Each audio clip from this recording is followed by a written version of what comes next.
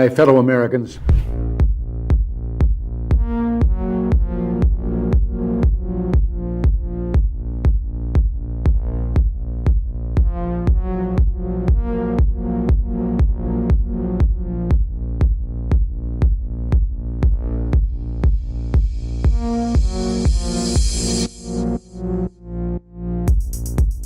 I can no longer remain in today's Democratic Party that's under the complete control of an elitist cabal of warmongers who are driven by cowardly wokeness, who divide us by racializing every issue and stoking anti-white racism, who actively work to undermine our God-given freedoms that are enshrined in our Constitution, who are hostile to people of faith and spirituality, who demonize the police but protect criminals at the expense of law-abiding Americans, who believe in open borders, who weaponize the national security state to go after their political opponents, and above all, who are dragging us ever closer to nuclear war.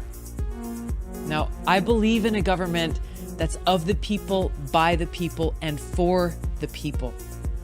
Unfortunately, today's Democratic Party does not. Instead, it stands for a government that is of, by, and for the powerful elite. Now, I'm calling on my fellow common sense, independent-minded Democrats to join me in leaving the Democratic Party. If you can no longer stomach the direction that the so-called woke Democratic Party ideologues are taking our country, then I invite you to join me.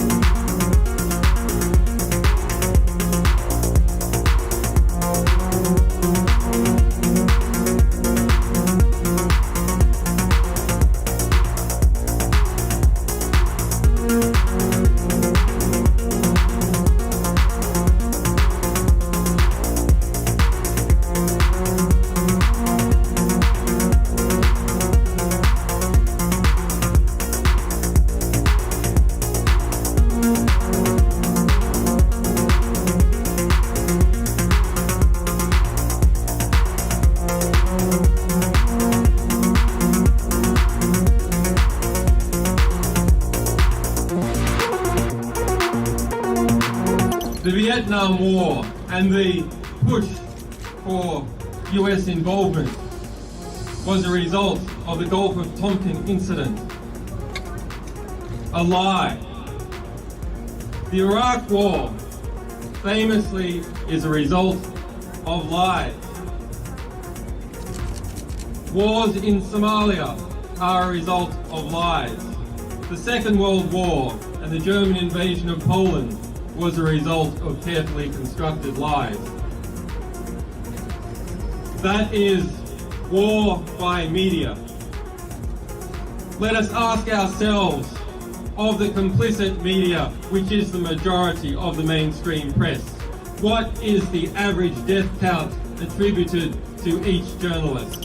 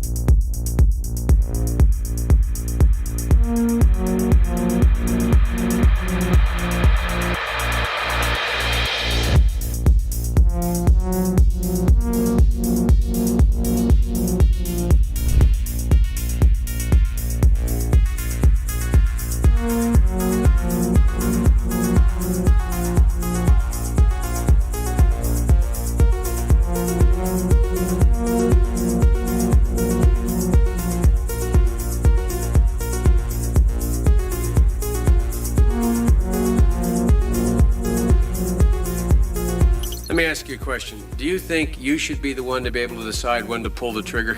No, sir. Isn't that what this is about? If you adopt the position that any time you are denied, your particular, there's 4 groups out there, and inspectors, you're the group you headed, anytime you are denied, that ipso facto requires the United States and the Security Council to act on what they said they would do, which is to use whatever means necessary to take on Saddam Hussein so you can get into that particular facility. Is that not correct? Is that not your position?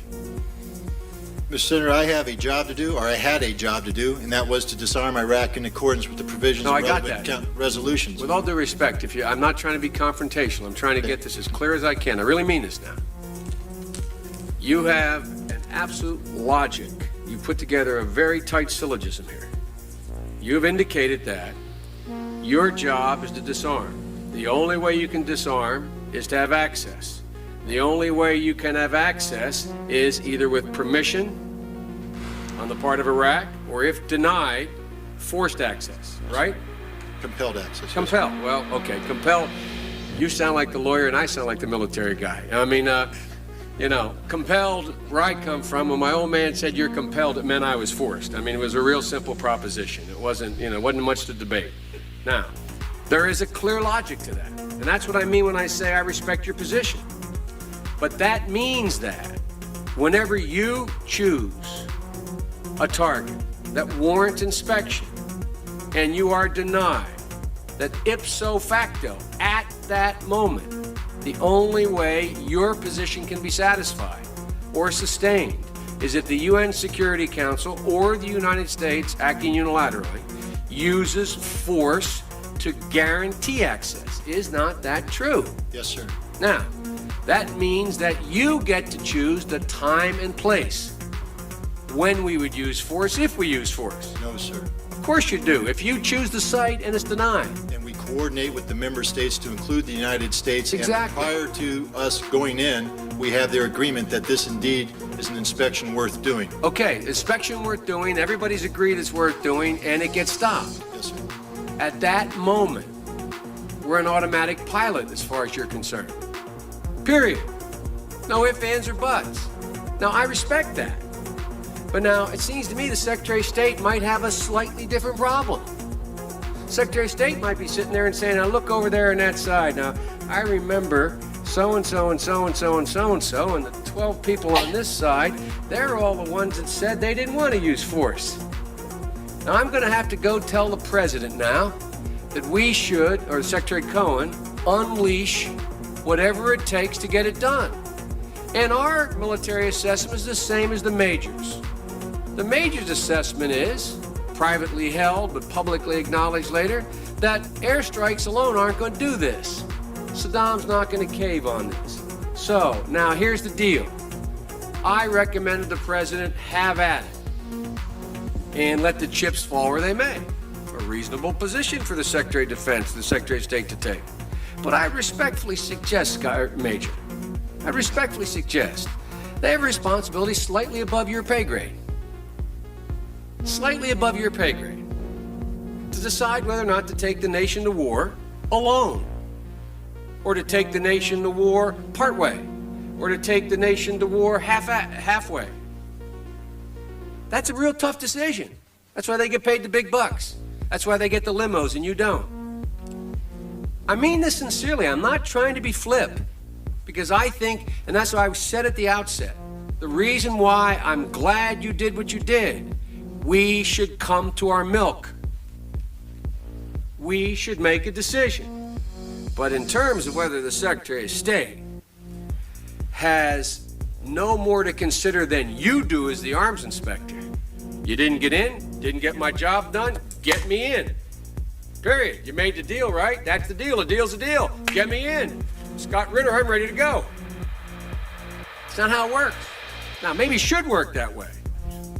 But wouldn't you acknowledge that if you were President of the United States or the Secretary of State, you'd sit there and say, now, okay, old Scotty boy didn't get in. We said he should get in. We want him to get in. It's important that he does get in.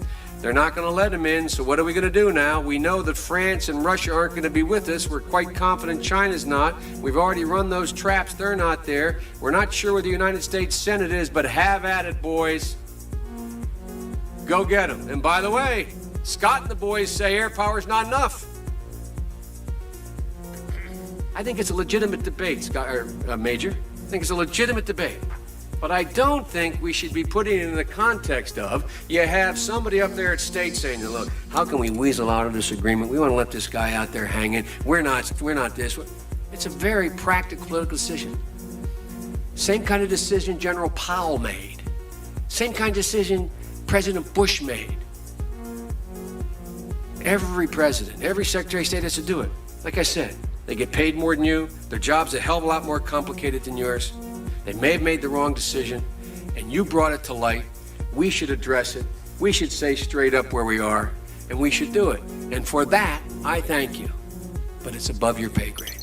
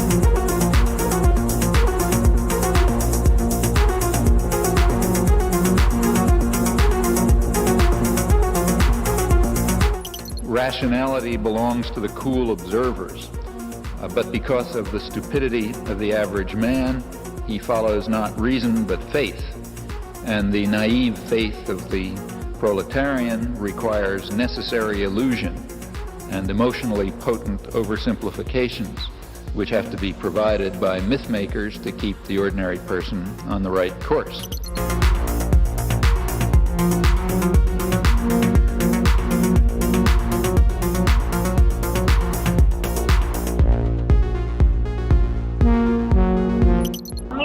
That I'm allowed to ask you this question is because today the federal court ruled that the government doesn't have the right to determine who is or is not a journalist.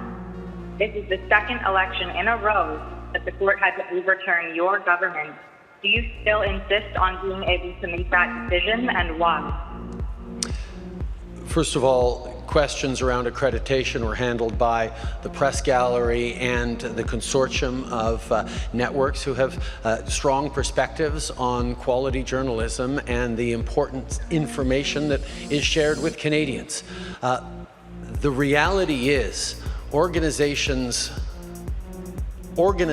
like yours that continue to spread misinformation and disinformation on the science around vaccines, around how we're going to actually get through this pandemic and be there for each other and keep our kids safe, is part of why we're seeing such unfortunate anger and lack of understanding of basic science. And quite frankly, I won't call it a media organization, your group of individuals need to take accountability for some of the polarization that we're seeing in this country. And I think Canadians are cluing into the fact that there is a really important decision we take about the kind of country we want to see. And I salute all extraordinary, hardworking journalists that put science and facts at the heart of what they do and ask me tough questions every day,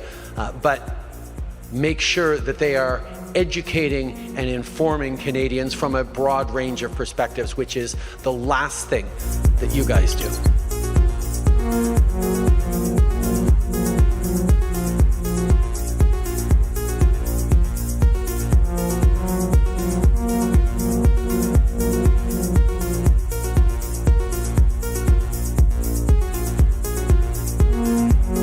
Killed a million people in Iraq. That is a separate... You killed 1 million people in Iraq. It's incredible that you have the brass neck to be sitting here now urging another Iraq war. George, after if what I was you've still already in done. Parliament...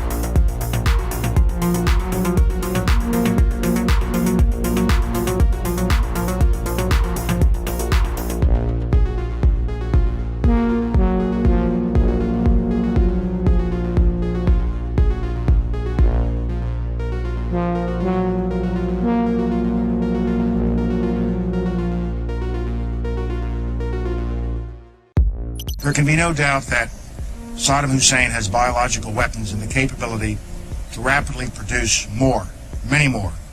And he has the ability to dispense these lethal poisons and diseases in ways that can cause massive death and destruction.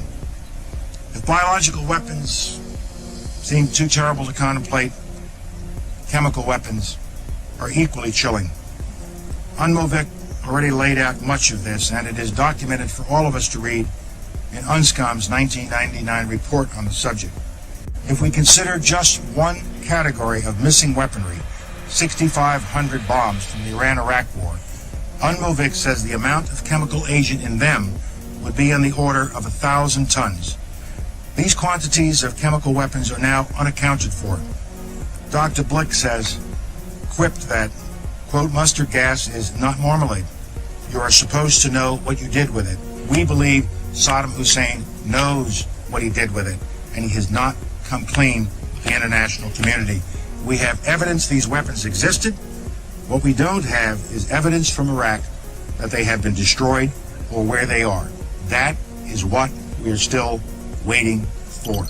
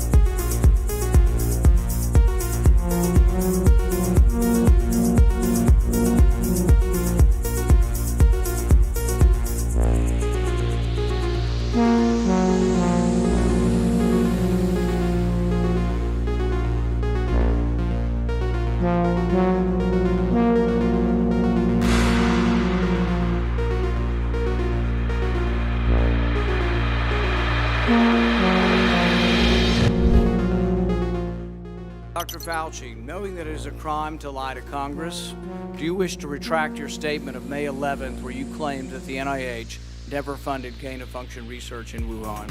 Senator Paul, I have never lied before the Congress, and I do not retract that statement.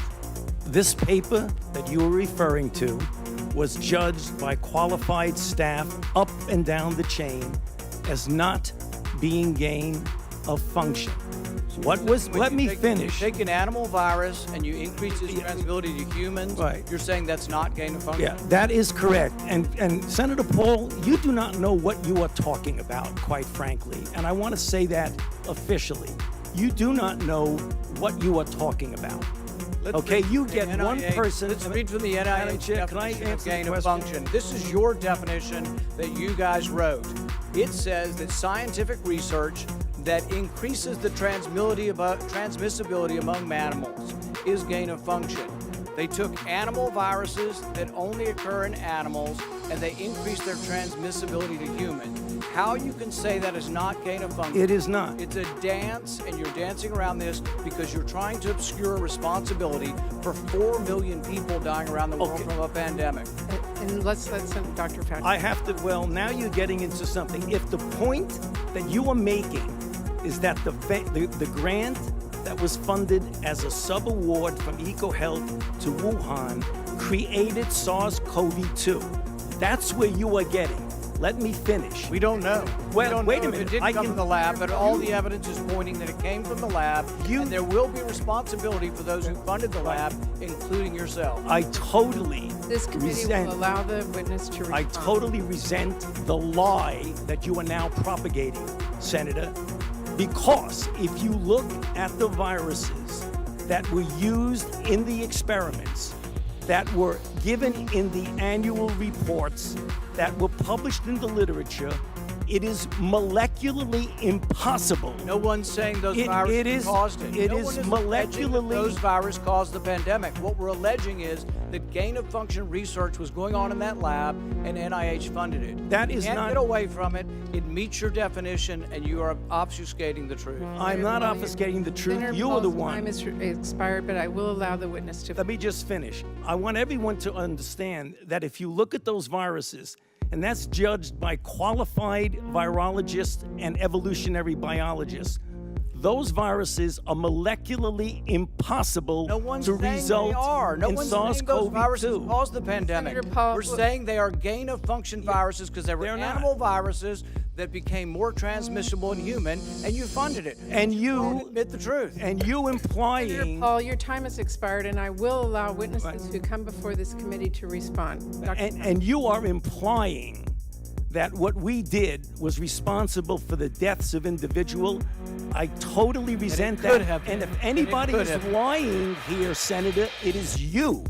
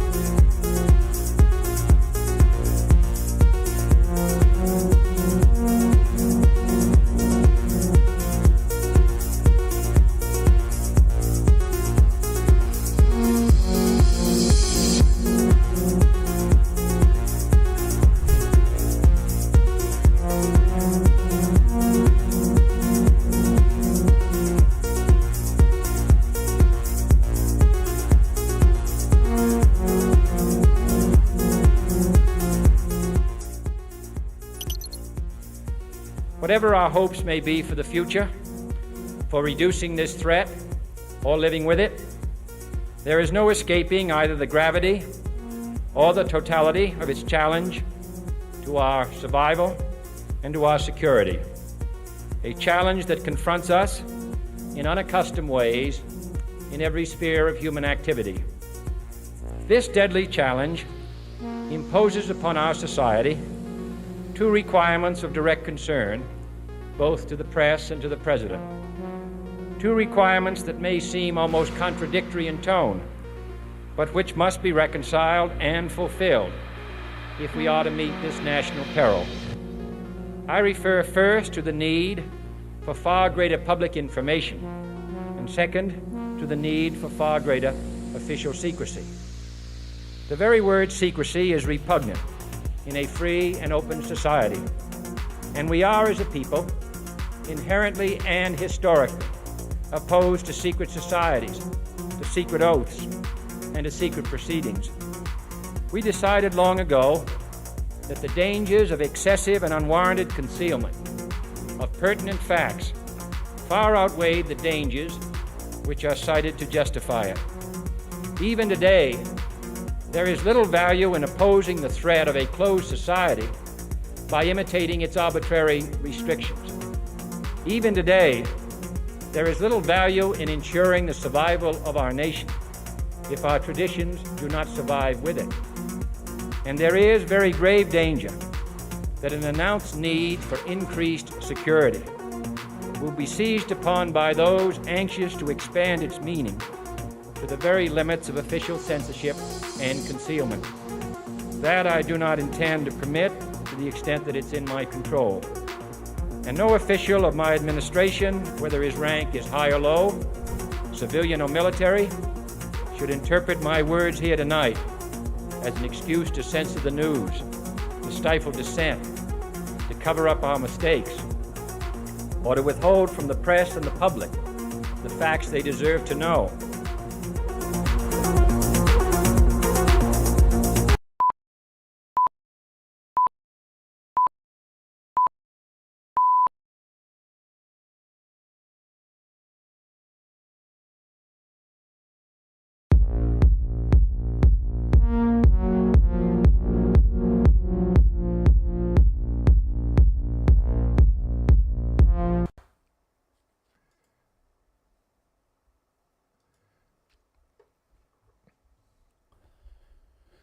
Welcome, everybody. Welcome to Redacted. Welcome to the Rebellion. This is the show where we cover the stories the mainstream media largely ignores. I'm Clayton Morris. So glad to have you here. Natalie is off today. She's been traveling. She's out in California and Idaho and doing the family tour. And she picked a hell of a time to go to the United States because it's like ridiculously cold right now. I saw just a note now, like wind chill sweeping across the United States. So gather up by the fire, grab a warm beverage. and enjoy this show for the next hour or so. We're going to run down some of the big stories of the day. Welcome in. Hope you are all subscribed to the channel. We do the show live every day at 4 p.m. Eastern Time. For those of you that are new here, my name is Clayton. I am a journalist, a longtime broadcaster. So the last 10 years or so of my life, I spent in the mainstream media, actually 20 years, but the last 10 years at the network, at Fox News Channel, doing a daily morning show that many of you may have watched called Fox and Friends. And then I retired from that daily waking up at 3 in the morning grind to be able to focus on doing my own show and my own content with no billionaire overlords telling me what to say. Not that they ever did, but it's nice to not have to answer to that. So we've got a very busy show for you on this Monday. Welcome, welcome, welcome. So I hope you guys are warm wherever you are. We're going to talk about on tonight's show, NATO readying for war. So we're hearing increased drums being beaten by NATO and U.S. allies on ready for all-out war with Russia. To tell you what the latest messages are from Ukraine, in addition to which we have Vladimir Zelensky, the president of Ukraine, calling on more weapons and as quickly as possible. But there's some conflicting messages coming out of Washington at the very same time. Maybe they're willing to sort of pull back from war. I don't know. So you let me know. We're going to dive into it. Is Washington maybe starting to say we're going to walk away from this, or are they going to double down and face all-out war with Russia? That seems to be what's about to happen. We're also going to look at these vaccines because the FDA had their advisory panel meeting last week. We got the results of that meeting, and it was unanimous. So buckle up and get ready for annual COVID vaccines. And where is this being pushed from? Oh, it might just surprise you, or it probably won't. We'll tell you about that. We've got a special guest, Dr. Jennifer Smith, who's a virologist and microbiologist, and one wicked smart woman. She's going to be joining us to talk about these new vaccine rules that could be in place. We're also going to look at a really interesting story. I love this story, and this is one of those stories I want all of you to share. I want you to send it out to everyone and use this as an example. A group of veterans saying enough is enough on these wars.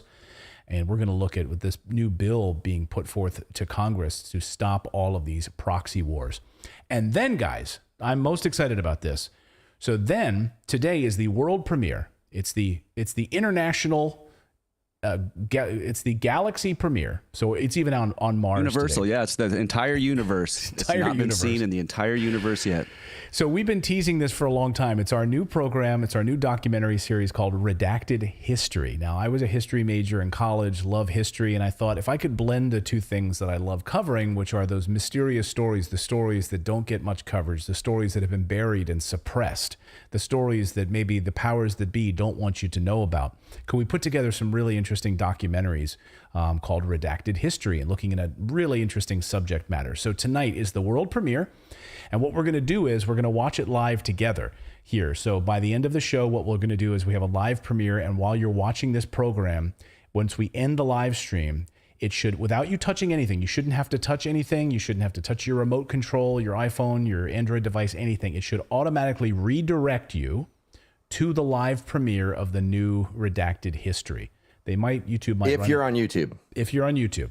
Now, if you're on Rumble, Philip is going to hit the button as soon as we're done with the live stream on Rumble, and then it should start playing. You should be able to see it available for you on Rumble.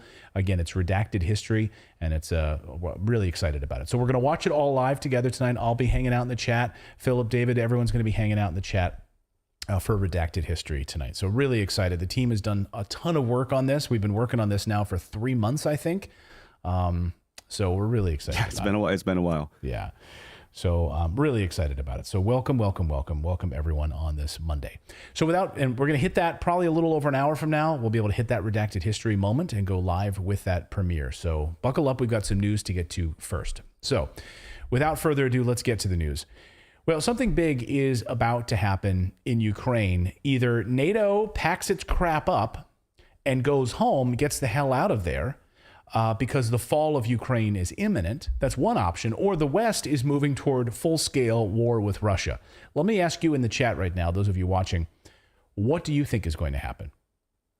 What do you think is going to happen? That NATO is going to say, enough's enough. We've learned our lesson here. This is an absolute mess. We've gotten in way over our heads. We're going to go home. We're going to pick up our basketball and go home. Or they're doubling down and going to go full-on, head-on with Russia. So you let me know in the chat what you think is about to happen. So let's flesh this out, because a lot of moving parts over the past 24 hours with a couple of big news items that I want to unpack in a moment. But first, this just happened. So Volodymyr Zelensky in a big address saying that Ukraine needs more weapons and it needs it faster. So we need more weapons and we need it faster. Now, you'll recall in Ramstein, Germany, just a short few days ago, Ukraine had been asking for 300 tanks and armored vehicles, and they're not getting not even a fraction of that. That's what Zelensky wanted, right? The head of the military in Ukraine wanted 300 at least to launch this massive military offensive that's going to push into Crimea and regain the territory. Getting a fraction of that.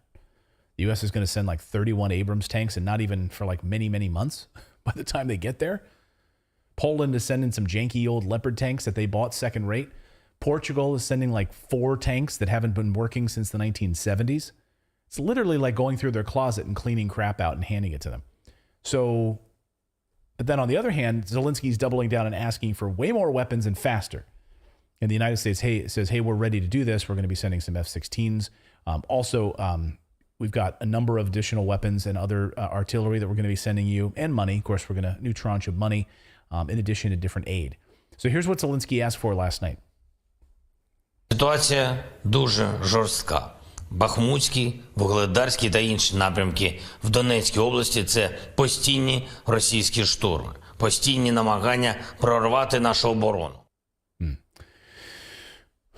It's like soothing tones, right? Like you could put that on and fall asleep listening to that, couldn't you? Yeah. Like, you listen I wouldn't want to hear him narrate a horror movie. Like your calm Zen music, and like you fall asleep. Honey, I'm just going to put my earbuds in. What are you listening to go to sleep? I'm going to listen to some Just Zelensky. close your eyes. Relax. You're getting very sleepy. I can't even do that. It hurts my throat. So I'm starting to get a sore throat. Well, That's you're not done. helping. I'm done. Oh. Zelensky reads your kids bedtime stories. I just was reading a bedtime story to my little girl, singing like I don't know, it was the Prince and the Pauper or something like that, or the Jack and the Beanstalk, and Jack went up the beanstalk. So anyway, to ask for more money, right? Only 3 beans? You give me just 3 beans? What am I going to do with these beans? So what will NATO do? Will they pack up their shit and get the hell out of there? Grab their basketball and go home? No, doesn't look like it. Because we just got this in, the U.S. Just sending the Apache helicopters, Apache attack helicopters just arrived in Poland. Here they are. They're getting unpacked. We're going over our flight checklist here. We're going to make sure they're all ready to go. So all of our new Apache attack helicopters in Poland ready for launch. Ready for launch, ready to take off. Poland is ordering 100 of these from the United States. Where will they use them, I wonder? What's next door to them that they could use as training ground? I wonder. Ukraine is turning into a really great testing ground for weapons. And an amazing admission yesterday, this blows my mind, from the head of NATO. This is the head of NATO's Strategic Council, Admiral Rob Bauer. Now, he gave an interview to a Portuguese station, RTP. Perhaps he didn't think anyone in the U.S. would hear his words. I happen to understand Portuguese and happen to track this video down, and I'm going to share it with you so that the world can see this. Here he is, and I think he just thought he was talking to a Portuguese, audience. 11 million people in Portugal going to see this U.S. Admiral talking about, strong NATO, and we're ready to fight Russia. Yeah, here you go. So here it is. He now says NATO is ready for direct confrontation with Russia. All the pieces are in place. NATO is ready for direct war with Russia, but must transition to a wartime economy. So, okay, let's unpack this.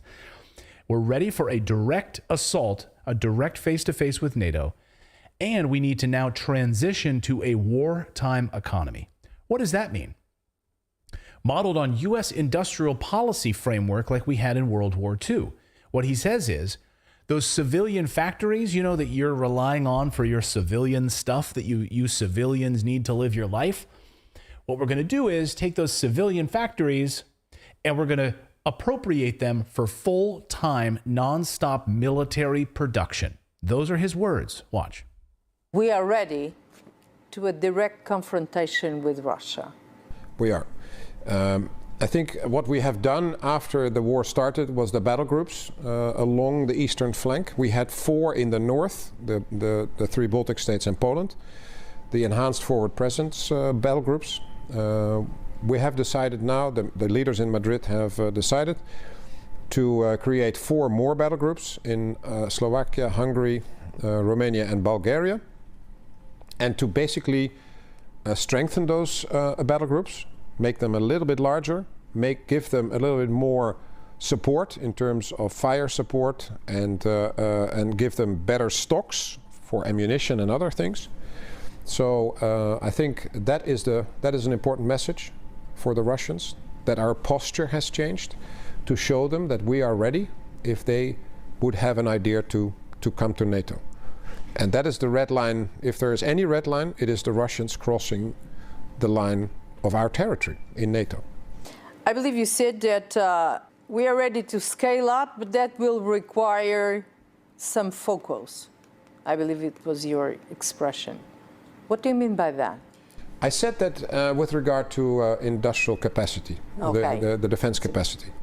Because I think what we see on both sides is there's high use of ammunition. There's a lot of destruction in terms of vehicles and tanks and aircraft, and there's a lot of things that require to be bought on both sides to continue the fight in material and in ammunition. So the challenge for both sides is that the industries, the defense industries in the West and in Russia, need to ramp up production. And we basically have an economy now that is just in time, just enough. Everything we do in the West in the last 25 years was based on that idea. Having stocks was not smart because it was dead money. But we now see, so if you order a car, they will start the production after you ordered the car. And we're talking now that, hey, I'm using more ammunition than I thought. I need to take from a warehouse ammunition. So you're talking about stocks. You're talking about things that are there, not because you necessarily needed them, but once you need them badly. Yeah. So these are the people running the world. Like, these are the geniuses that are going to get us all killed. So this guy from the Netherlands is telling us that it's not enough to just have stocks of ammunition. No. And when you deplete it because, you know, you're provoking a war with Russia, you need regular production of armaments to continue this endless war. That's the goal of NATO. We're going to need regular production of this shit. He also talks as if Russia has already went into NATO land. They've not been anywhere near any NATO-led land because Ukraine's not part of NATO. So what the hell is he talking about? Again, exactly. And so, but he's saying, you know, basically he's admitting that Ukraine is now a proxy NATO country anyway, right? So that's their red line. Wait a minute. Now the red line is we don't want you attacking NATO countries, but your red line all along has been going into Ukraine and annexing the Donbass. That's been your red line. What the hell is he talking about? Last week, Russia warned that the leaders of NATO have come close to a red line and are deliberately working to escalate the military confrontations in Ukraine. So it's not Russia that's escalating this red line. No, it's NATO that's doing it. Russia Deputy Envoy to the Organization for Security and Cooperation in Europe, OSCE, warned that Europe and NATO is on a direct path to a full-blown military conflict in Europe, he said, and that it is one that they would definitely stand to lose, meaning NATO. And you hear NATO talking about it. I mean, they're basically saying, we don't have the ammunition. We've run out of ammunition. The real story and the reason why Germany won't send more Leopard tanks is because they simply don't have them. And they don't have, by the way, it's going to take them years to build up enough capacity of Leopard tanks that they would want. They don't have them. And neither does the United States. We've done multiple stories here on the show about the depleted munitions in the United States. So they want a wartime economy. Let's convert those factories. And isn't it funny to think like we were like, oh, we're fighting the Nazi threat, right? So yes, we will convert our factories. We will take that glove factory in upstate New York and convert it and making material for our troops to fight the Nazis. And now we're literally doing the opposite. Like, isn't it amazing? Like, how has this world changed? We're literally doing the opposite of what we did in World War II. So over the weekend, we saw yet another attack on civilians in the Donbass. This time, American HIMARS. So you want to know, like, your American weapons that you're providing, the ones that we need to keep ramping up production of, the American HIMARS, was used to attack in Ukraine to attack a hospital, another civilian target. Russia was quick to call it a war crime. So here's the hospital. This is just what's left of this hospital in Donbass. Russia called it a war crime. 14 people killed. The Western media totally ignored this story. Are you surprised by that the Western media ignored this story? You know why? Because it wasn't as sexy as that apartment bombing a few weeks ago, right? Because they couldn't find a way to spin it. Right.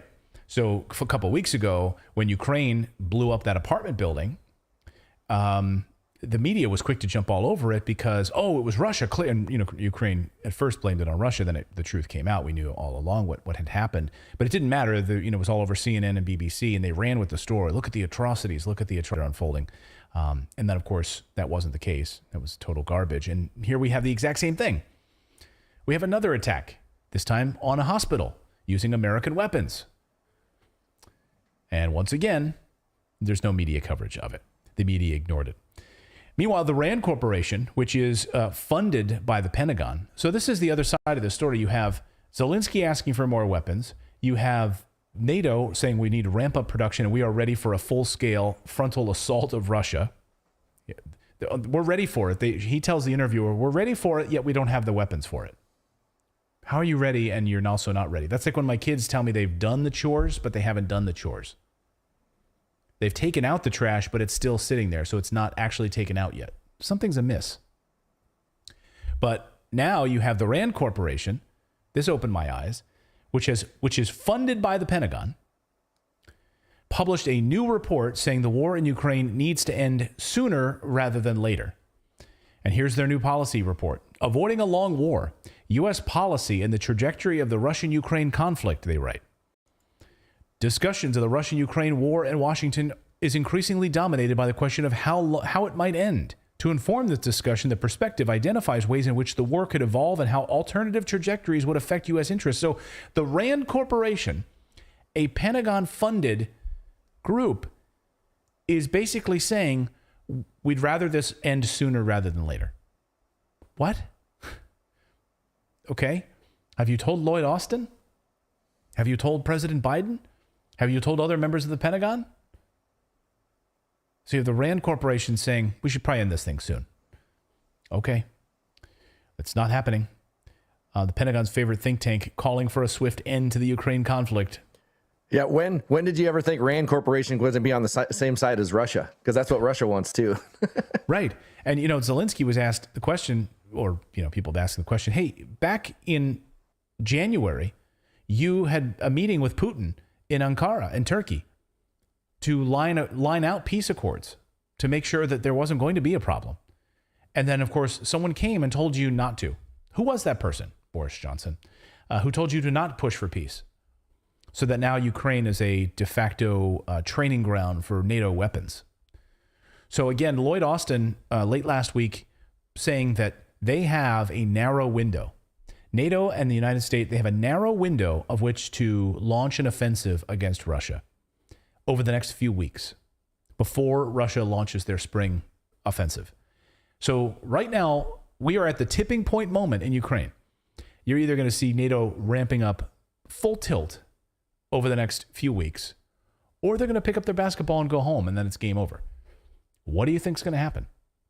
Or will it just be a protracted sort of like stalemate? Not stalemate, but just sort of a protracted bleeding dry of munitions for the next 5 years. Is it going to be a full-blown war in the next few weeks? Because that's what it's starting to look like. And the moment these red lines keep getting teased and crossed, that's when all hell is going to break loose. Let us know your thoughts on this in the chat below. We've got more news we're going to cover here on the show tonight. I want to talk about these vaccines because we've got Dr. Jennifer Smith. She's a virologist. You may have read her book. Unbelievable woman, really unbelievable. And she is calling BS on this new FDA move on regular annualized booster shots, and not even annualized. Like if you're in one certain group, you can just keep getting them, and they're pushing them. So we're going to talk with her about that. We're also going to talk about what these troops are saying, these veterans are saying about these endless proxy wars and using American troops for wars that aren't declared. Why are you just sending people, National Guard and others, just around the world when there's not a declared war? Isn't that against the Constitution? They want the answers to those questions. We'll have that. Plus, we're going to have our Redacted history premiere, our world premiere, our international, our universal premiere tonight. And we want you all to join us. So please stick around. We're going to, as this live stream ends tonight, we're going to redirect to a live premiere. We want you all to join us. We're all going to hang out in the chat. Got the popcorn. It's a new documentary series that we've put together here at Redacted. We've worked hard on it for a number of months. From the writing to the research to the editing to the graphics to everything. It's really been a labor of love here for the team, and we're really excited about it. So this is our first documentary series, and that's coming up a little bit later tonight, and we're going to redirect the live stream over there so you won't have to do anything. If you're watching us on YouTube, right as the live stream ends, it should auto redirect you right to the premiere. If it doesn't, if something happens, then just come to our channel and you should be able to find it. I'm going to have I'll have the URL pinned at the top of the chat as well when it's time, so that if you don't get redirected, you can just click it and go right over. Okay. And then on Rumble, we will be setting it live. So instantly on Rumble, you should be able to get it there as well almost immediately. So hopefully it won't be a problem there. So we're excited about that. So we've got more news to get to here in a minute. But first, it's no secret if you're tuned in right now, experts are predicting a recession headed our way. Peter Schiff just on Friday talking about seeing these inflationary numbers continuing to rise. Obviously we're seeing over the past couple of weeks inflation dropping a little bit, but of course the underlying fundamentals are still there, right? The problem is still there. Inflation is high, debt is high. The debt ceiling has nothing to do with it. It's the actual debt that the United States is sitting on. And so Biden came out last week and said, look at the Biden economy. He called it the Biden economy. He said, look, because they got better than expected CPI numbers, consumer numbers from December. Great. Because people were shopping during Christmas. That's a news flash. So you're now calling it the Biden economy, that it's working for you? Really? So the numbers the fundamentals are still really screwed up right now. And that's why you're seeing gold and silver taking off and being a smart hedge against inflation. It's a huge part of my portfolio. It's something that Natalie and I talk about on a regular basis, is adding more gold and silver to our portfolio, because it's not about, right now it's about $1,900 an ounce for gold, right? Silver is like $20 or something, right? It's not about it going up to $2,000, although it's projected to hit $2,500 this year. That's great. You make profit on it. No, it's about protecting your money. So if you've got a $1, if you convert it to gold, then it's a hedge against inflation. It has been for 4,000 to 5,000 years. That's the beauty of owning precious metals. And then when the economy takes a dump like it's doing right now, and the dollar loses all kinds of value, then you've still got your family's wealth protected. And that's where gold and silver comes in. So our friends at Lear Capital can help you get set up right now with an IRA. If you've got an IRA or a 401k laying around, they can actually set up a self-directed IRA gold account for you. So you can actually invest in gold and silver right inside of your own self-directed IRA. The best thing to do is to talk with them on the phone. They'll help you, and they'll actually get you a free gold kit so you can see if it's right for you and your family. And they just have an 800 number. Just give them a call. Here's the number on your screen. It's 1-800-613-3557. It's totally free to give them a call and get their free gold kit. And then also what happens is investors can receive up to $15,000 in free bonus metals with a qualified purchase, which is great. So call right now, 1-800-613-3557, or you can go to their website at learredacted.com. We're big fans of these guys. Get your free gold and silver investor guide right now by calling that 800 number on your screen. All right, guys, we're super excited because our Redacted history is about to premiere here in just a few minutes from now. We're really excited about it.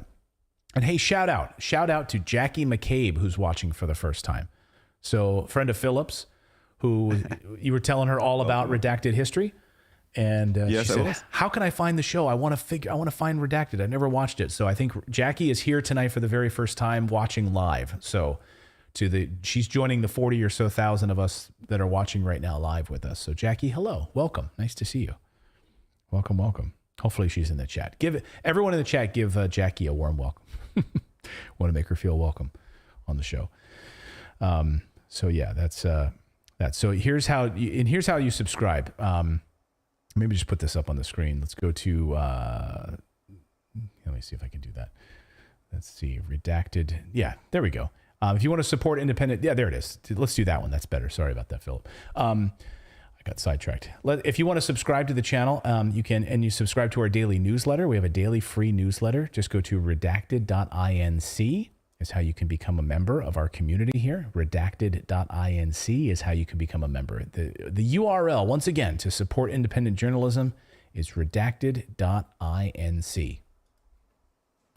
We'll get ready for annual COVID shots thanks to the FDA and the CDC. On January 26th last week, the FDA Advisory Committee held a meeting.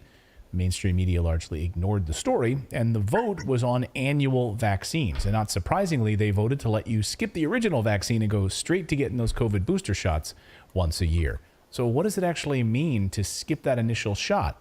I think this message is quite muddy. Well, children and older Americans would be able to get more than one booster per year. You can double up if you want. Dr. Jennifer Smith is a virologist. She has 3 degrees in microbiology with a PhD in microbiology and molecular cell sciences. She spent her career studying respiratory viruses, particularly the flu. And Dr. Smith joins me now. Doctor, great to meet you. Welcome to Redacted. Hi, thanks for having me today and giving me the opportunity to share my thoughts on the VRBPAC meeting. Yeah, so this meeting was interesting, right? It kind of went by quietly. It's not all wrapped up yet, but unanimously they came out and said, hey, we're all on the same page here. So the FDA advisory group that had this meeting, they're supposed to have our interests at heart, right? They're supposed to care about us.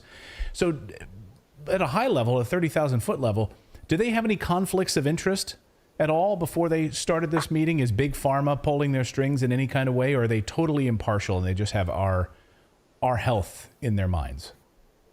Well, as you know, it's supposed to be an independent committee. However, a majority of the members, they're either clinicians or they have ties to pharma. So a lot of them are connected with other agencies as well, like the Bill and Melinda Gates Foundation, which we know the conflict there. So yeah, these are people who don't really have the expertise to talk about this type of subject. So they don't have the expertise to talk about the subject. They're being influenced by the Bill and Melinda Gates Foundation with funding and big pharmaceutical companies. So they come out with this decision to move basically away from a monovalent shot, the original shots that we were all told to get, and then also go and get boosters. So now we're getting rid of the original shots, just moving right to the boosters. Is that right? Correct. That's what they're advocating for. So what's been really interesting to me is that they have still been recommending these injections at all, given that the original Wuhan strain has been extinct for quite some time. So it doesn't really make sense, even with the supposed bivalent shots that they recommended, because as I said, this virus has been extinct for a very long time. You also have to remember that a majority of the world has now been exposed to the virus and has some type of immunity, either from infection, recovering from infection, or from these injections. So I'm not really certain why the continued need for any kind of shots for COVID. Can I give you a need? Can I give you my thought on what the need is? It's just money, is it not? I mean, sure. Right? I mean, hate to be cynical, but that's what it comes down to. If Big Pharma is influencing this, Bill and Melinda Gates Foundation involved in this, and we don't even have them approved yet, right? These are still emergency use authorized vaccines. So now this is going to be a yearly thing and we don't even have full approval yet? Right. So that's actually the most disturbing point for me is these are still only under EUA, emergency use authorization. What that means is there has to be an emergency declaration in order to deploy these injections. I won't even call it a vaccine because it just simply is not meet the definition of a vaccination.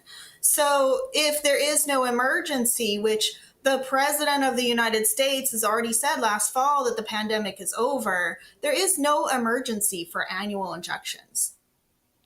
So if there's no emergency and they don't have, and these things are not approved yet, then why are they still in this status? Why have they not been moved up to approval status yet? As a virologist, and you look at these different medications and vaccines or not vaccines, this seems to me the next logical step here. But it seems like they're going to be stuck in this black hole in perpetuity, no? Well, that's a very good question. Why, if these injections are so great, why are they not getting fully FDA licensed? Right. That's something that people really need to think about. What does it mean to be fully vaccinated anymore? That's another great question. And I really see, first it was getting the first 2 shots, the first 2 injections, and then getting the 3rd injection. And now there's like a bivalent injection. So I see the definition of fully vaccinated being changed yet again as they move to this supposed like annual injection schedule. Well, doctor, they did test these on 8 mice. So we do have, I mean, are you concerned? These trials, like we really don't have any trial data on this at all. 8 mice, I'm not being facetious here. That was the bivalent Correct. Testing results of 8 mice. Correct. Well, that shows you how this agency is just being bought, because mice, first of all, are not the correct model to be used to study these injections, because they don't have the same receptors as humans. So mice are the completely wrong model to be used to study these injections, and not having the full data. We all know that we're in a global clinical trial for mRNA therapeutics. So they're using humans really as the guinea pigs in all of this. And there was a committee member, I remember saying that when giving this to children, that they're just going to have to give it to them to find out what happens. So they're literally using children as the guinea pigs. It's awful. It's very disturbing. It's very disturbing. We normally have years of data past FDA approval before even recommending some of these drugs and treatments for pregnant women, for children. So now instead, they're not even going to be doing clinical trials anymore. They're just going to be changing the mRNA injections without providing any clinical trial or any data. And it's just going to be rolled out to the human population. When did you, or did you, as a virologist, you've been knee deep in this for years. You have close ties, I imagine, with people who work in infectious diseases and so forth. Was there a point at which you lost your faith in the CDC, the FDA? Was there a moment maybe during the pandemic when that happened? Or do you still have faith in these organizations? I'll be honest with you. My dream job was always to work at the CDC. That was my goal all through high school, through college. I just thought that was the world premier public health institution. And I went to graduate school in Georgia because I wanted to be close to the CDC so I could get a job there when I graduated. I mean, I really worked hard for years to connect with people at CDC. I had collaborations at CDC. And now I don't want to be anywhere near that institution at all. I mean, I think it's really sad. There are definitely people who are very intelligent, who are very good at their job, who are I had colleagues who were very upset even when they rolled out the PCR testing from CDC because of the lack of quality control. And there were people who actually left CDC over that. So, I think that they've been compromised. I think that their integrity has definitely been damaged, and just the lack of actual public health coming out of the CDC is really disheartening. It's very disheartening to see. That's really disturbing. I feel the same way in journalism. I had dreams and desires to work for certain big, mainstream media organizations when I was younger, and I thought that's the be all end all of it. Then you realize how compromised they are, and how bought and paid for they are, and how it's really disturbing and it's disheartening. Some of your innocence gets lost in a bit of way. Speaking of innocence, right now we're seeing a lot of children. I mean, we just got notes today from our children's school about strep in the school, and my two of my children are home from school today, coughing and everything, and it's just been everyone I've been talking to has been sick. What are you seeing right now when we talk about, oh, this is just the flu? When we hear about COVID is the flu, or as a specialist who has studied the flu for many, many years, what do you make of that? What do you think when right now we're seeing a lot of this outbreak? Is it COVID related, totally separate, or are they now joined together? Are you talking about COVID and flu? Yeah, COVID and flu. I mean, because I've heard, in fact, from clinic specialists saying, well, what you might have is COVID, but you also might have this, and now it's just sort of lumped in as part of a regular winter time. Everyone's got the sniffles. Right. So it's really difficult to tease out. We know that flu is seasonal in most areas. Now in tropical regions, it's year round, like in Hawaii where I was, that's year round influenza season. The problem is with this new disease, SARS-CoV-2 has now become endemic. So usually all respiratory viruses are seasonal.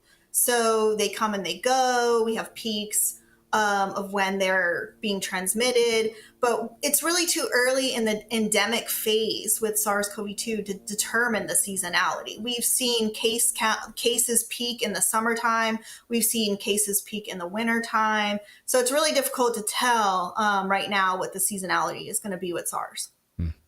We're still at the beginning of this, but unbelievable. We'll stay on top of this, Dr. Jen Smith. We appreciate you joining us on this, and we'll kind of watch how this voting goes. This is not final yet, right? They have a June vote on this to make this official yet, or where are we at on the FDA voting on these annual boosters? Right. So this is the committee, the VRBPAC committee makes recommendations to CDC and FDA. So the CDC ACIP committee has to meet and make the determination as well. But they usually follow right along lockstep with the VRBPAC decision. So we'll look to see that FDA and CDC will both go ahead and approve this annual injections for COVID. Unbelievable. Doc, thanks so much for joining us. We really appreciate your insights on this, and we'd love to have you back on real soon. Sure. No problem. Thank you so much, and hope you have a good day. Thanks so much. And we'll have a link to Dr. Jennifer Smith's Substack in our description as well if you want to read her writings on all of this. She is one smart person. Thank you so much, Doc. We appreciate it. Thank you. Thanks so much, Doc. Really appreciate it. And so we're going to have, I'd like to have the good doctor back on because she's written a book on just the craziness that she had to deal with in the state of Hawaii.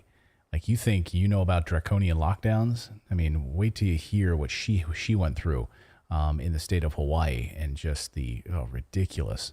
Yeah, I read a bit about that, and I was just like, what? Yeah. I mean, they literally set up, you can call them concentration camps, you can call them whatever you want. They're like quarantine camps. And you weren't even allowed to get if you got a vaccine to fly, like if you had a vaccine in California or in Montana and then you flew, they wouldn't even let you fly into Hawaii. You had to get the vaccine in Hawaii. Like, they would make you get it there. You couldn't just get it in any old state. You had to get it in their own state. And family members couldn't even travel. Like, family members couldn't even travel to see other family on other islands in Hawaii. Like, many islanders have family that live on other islands. You couldn't even travel to see them. But tourists could fly in. But family members you couldn't go to see. It's crazy. Just out of curiosity, what mainstream media rag did you see that story on that you're referring to? Yeah, I didn't see it anyway. You have to read her book to learn this information because I think last I looked on a map, I believe Hawaii is part of the U.S., which means the U.S. media should technically cover Hawaii, what goes on there, right? Yeah, you'd think.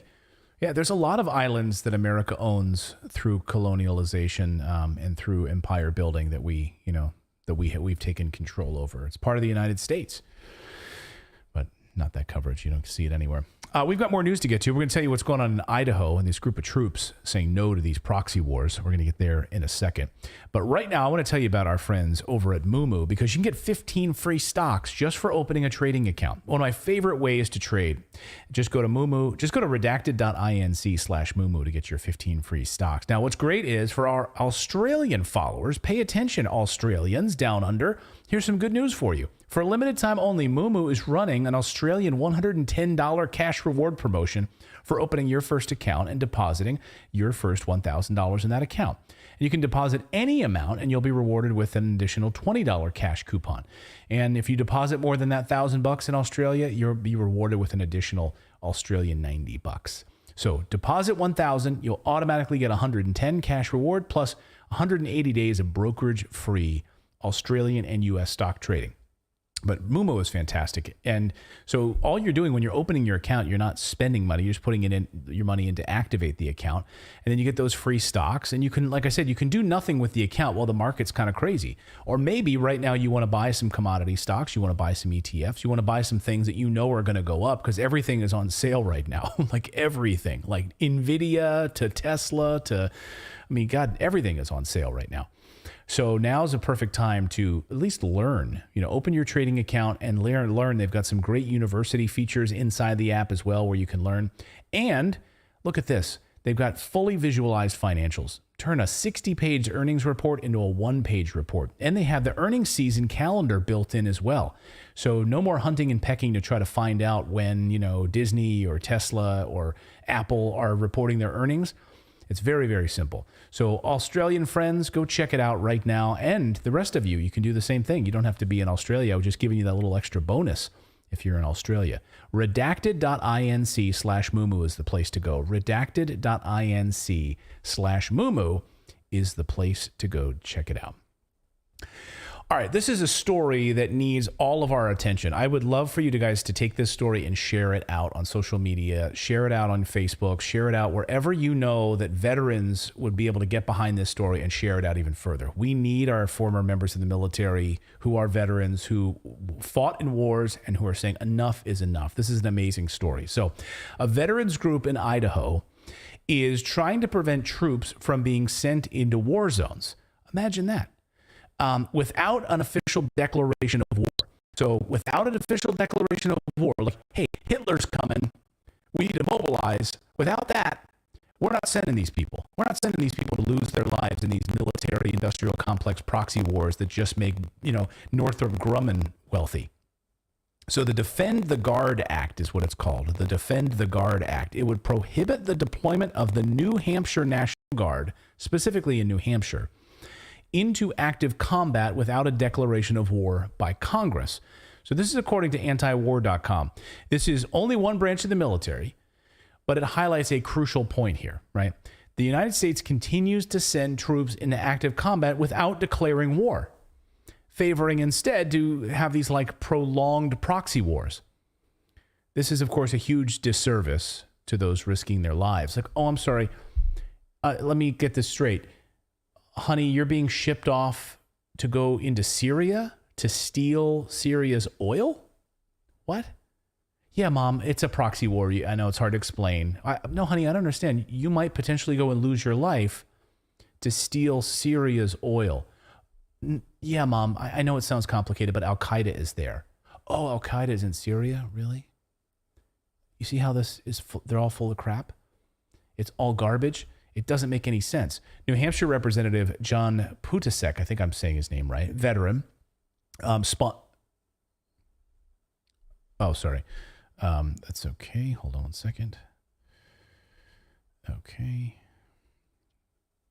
I have the soundbite, though. It's all right. It's giving me trouble here. Something's happening.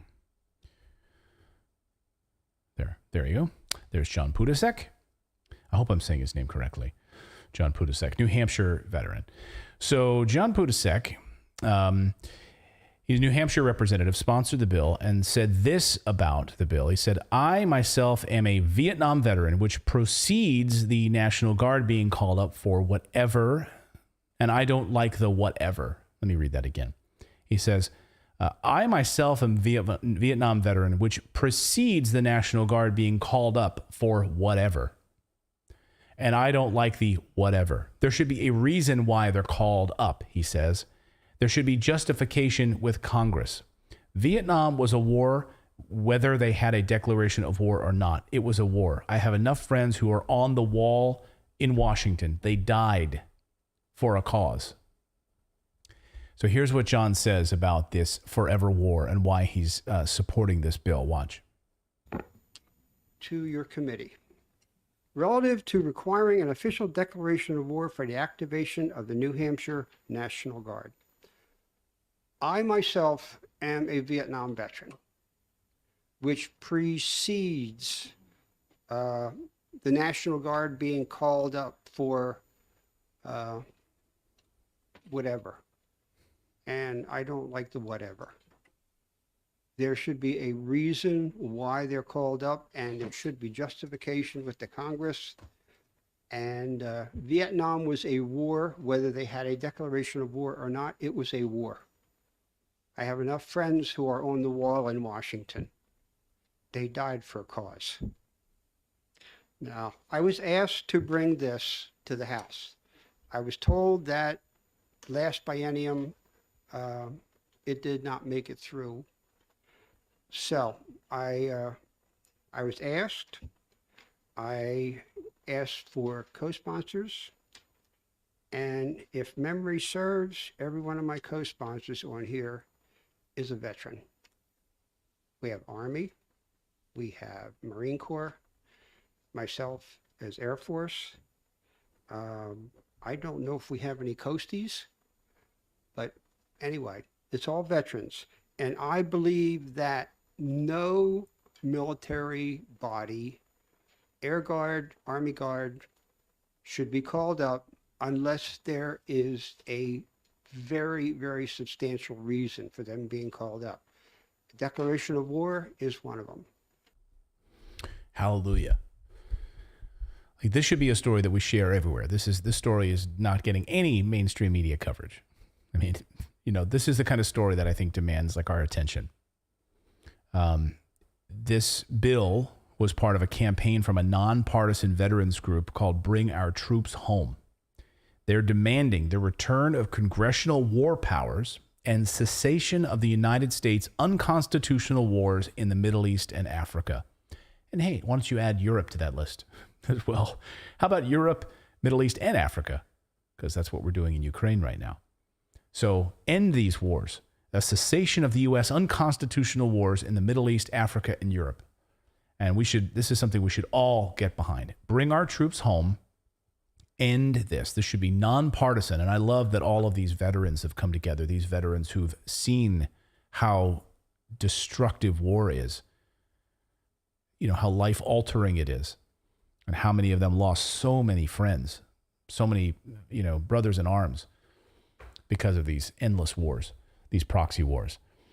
So this is a story that I'm happy to champion. So please share this story out with people. Any veterans that you know that want to get and support this this bill, which is the Defend the Guard Act, and also just share it around. I really think this is very important. You know, you hear like these National Guard stories where they're being shipped off to Africa.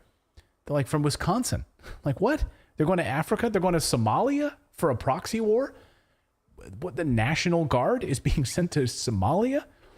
This is the kind of stuff that happens all the time. And it should stop. So that's my thought on that. That's my thought. So we're 2 minutes away from our big premiere tonight. 2 minutes away, guys, from our world premiere of our new Redacted History series. We're really excited about it, our new documentary. So the idea behind Redacted History was, as a history major and a fan of history my whole life, and I love that, you know, what we try to do on this show is uncover the stories that the mainstream media and politicians and the deep state don't want you to know about, the redacted stuff, right? The stuff that gets blocked out and censored. And so let's look back through history at some of these same stories that have been redacted throughout history. That's the premise behind Redacted History. And so this is our first installment. Again, this has taken us many months to put together and to write and research and graphics and editing and all of it to build out for you guys. So we're really excited about it. It's a deep dive on why we were told we should have free energy. All of us. We shouldn't have to be battling over gasoline and fossil fuels and solar panels and lack of natural gas and all of this, and people freezing in Europe this time of year because of the energy crisis. We were promised through Nikola Tesla the idea of free energy. The idea of, we'll get into it, but what happened? Why don't we have that anymore? Why was it there? Why were the plans there? And suddenly they're gone, and it's silenced, and it's being kept from us. So that's the premise behind Redacted History. How much time do we have till a premiere? I set it at 1:55 because we were still going with that other story, and I didn't want to take a chance on it starting early. Oh, okay. So we got about 4 more minutes. All right, 4 more minutes. So let us know in... I can set it a little earlier if you want me to, but we can... Well, I mean, I don't know. Can you do it in 5-minute increments? I mean, I'm ready to go now, but if you want to, we can let it... Yeah, I can make it go in... So I'm going to change it to 152. Okay. That's Pacific time where he is. 152. Yeah, 152. So and then I could just roll end credits and then we can just let it play right from there. Yeah, I think, well, we'll get as close as we can. So that way there's not that dip in the, the credits. But let us know where you're joining us from around the world. I hope you guys are subscribed to the channel. We do this show live every day at 4 p.m. Eastern time in the United States, 9 p.m. Western European time. So wherever you are in the world, let us know in the chat where you're joining us from. Major Hydraulic is here. Jackie Flowers is here. All right, I just got a notification that it is started, so it's doing the countdown timer on the premiere, so we can go over now. Okay.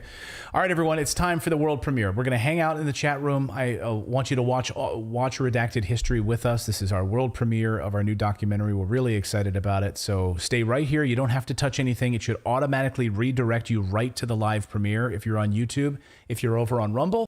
Are you worried about